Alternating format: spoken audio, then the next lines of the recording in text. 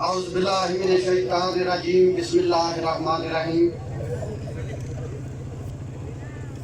मुअज़्ज़ज़ कायद चौधरी मूसा अलाई साहब, चौधरी सादत नवाज साहब, स्टेज ते जितने मुअज़्ज़िन बैठे ने उन्होंने सारिਆਂ ਨੂੰ अपने बुजुर्गों ਨੂੰ भाइयों दोस्तों ਨੂੰ सब ਨੂੰ सलाम अर्ज़ करना ते इत्थे डोइए वेलकम करने आ।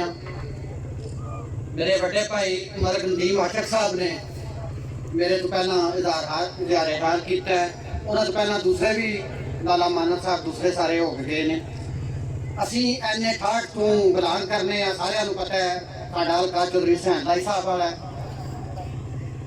बहरहाल जी भी गल जो भी ये बयान इतने होंदा पिया मैं भी थोड़ा बहुत फेसबुक उत्ते वेख्या, साडे दूसरे भी सारे ਜਿਹੜੇ दोस्त फेसबुक इस्तेमाल करते हैं उन्होंने भी वेख्या होना।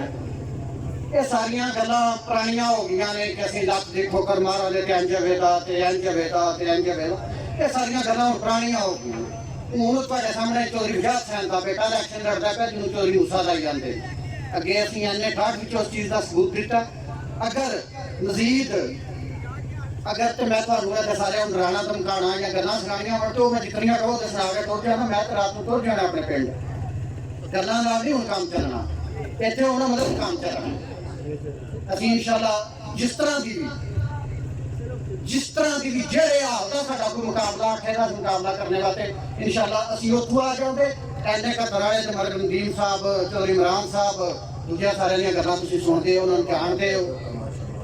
इंशाअल्लाह असीं एने ठाठ विच सब नालों पसमानदा यूनियन कौंसल मेरे पिछे बैठे ने साडे MPA साहब, MPA मेकर चौधरी सादत नवाज साहब, दूसरे भी सारे जी सब नूं पसमानदा यूनियन कौंसल है जिहड़ी पेरोशाही इस वक्त चौधरी हुसैन लाई, चौधरी मूसा लाई दे बड़े भाई ने जिहड़े MLA ने रिकॉर्ड फंड पेरोशाह यूनियन कौंसल की तारीख में हुण तक उन्होंने तकरीबन 15 तो 16 करोड़ रुपया। तो नैक्सट टॉपिक कहते हैं कि इंशाअल्लाह कोई भी जेड़े रस्ते तुहाडे नाल भी टच होंदे ने, मैं मूसा साहब नाल भी गल कीती है, गोलियां पानियां तो निकल के डोइयां जेड़ा रस्ता आंदा है हुसैन साहब ने ओदा भी डन कर दिता। इंशाअल्लाह वो भी होगा। जेड़े दूसरे ने तरक्याती काम जितने आए ने हुसैन साहब का मुकाबला जड़ा वो मूसा साहब मैं समझना कि सानू उन्हां तो ज्यादा हुसैन साहब तो ज्यादा हाल की घड़ी जी गुजरती है भी असीं वेखने कि मूसा साहब उन्हां तो ज्यादा वर्क कर रहे हैं। एने 71 में एने 68 एक लहदा रखा एने 71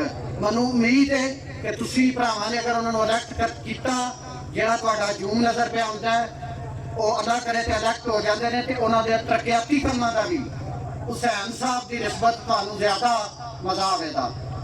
असीं इंशाअल्लाह एने 68 तू अगे भी तुहाडे दुआ होया आइंदा एने 71 विच मूसा साहब इलैक्शन पे लड़ते हैं। मैं एक छोटी जी गल दसी है वो जमाने गुजर गए कि असीं इंज कर देंगे चलो ना गल्लां ना टाइम शाइम टपा लैण जिन्हें किसे टपाना कोई इतराज नहीं, टाइम ही टपना है। अगू काम जे किसी का कोई जेल होवे ना कि असीं इंज ते इंज ते अमलन ਉਹਦੇ ਵਾਸਤੇ ਹਾਜ਼ਰ ਹਾਂ ਤੂੰ ਅਸੀਂ ਵੀ ਹਾਜ਼ਰ ਹਾਂ। ਐਨੇ 71 ਦੀ ਕੰਪੇਨ ਅਸੀਂ ਇੰਸ਼ਾਅੱਲਾ ਖੁਦ ਆ ਕੇ ਇਹਨਾਂ ਭਰਾਵਾਂ ਦੇ ਨਾਲ ਮਲਿਕ ਨਦੀਮ ਸਾਹਿਬ ਨੇ, ਚੌਧਰੀ ਇਮਰਾਨ ਸਾਹਿਬ ਨੇ, ਦੂਸਰੇ ਭਾਈ ਨੇ ਸਾਰਿਆਂ ਦੇ ਨਾਲ ਅਸੀਂ ਖੁਦ ਆ ਕੇ ਐਨੇ 71 ਦੀ ਕੰਪੇਨ ਕਰਾਂਗੇ।